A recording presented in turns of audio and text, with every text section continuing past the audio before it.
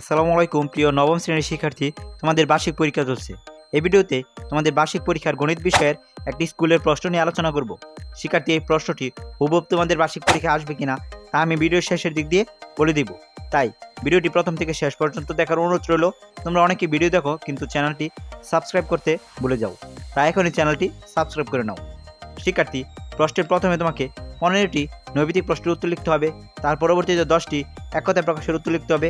পরবর্তীতে খ বিভাগ 13টি সংক্ষিপ্ত প্রশ্নের উত্তর লিখতে হবে, প্রতিটির জন্য 2 মার্ক করে। শিক্ষার্থী, সর্বশেষ রচনামূলক প্রশ্ন, মোট 10টি প্রশ্ন থাকবে। সেখান থেকে তোমাকে 60টি প্রশ্নের উত্তর লিখতে হবে। এগুলো দৃশ্যপট নির্ভর প্রশ্ন। প্রতিটি প্রশ্নের সঠিক উত্তর লিখতে পারলে 7 মার্ক করে পাবে। এই প্রশ্নের বহু নির্বাচনী এবং এক কথার উত্তর আমি নিচে লিখে দিয়েছি। শিক্ষার্থী, আমি ভিডিওর প্রথমে বলেছিলাম এই প্রশ্নটি হুবহু তোমাদের বিদ্যালয়ে আসবে কিনা তা আমি বলে দিব। শিক্ষার্থী, হুবহু তোমাদের এই প্রশ্ন তোমাদের বিদ্যালয়ে নাও আসতে পারে।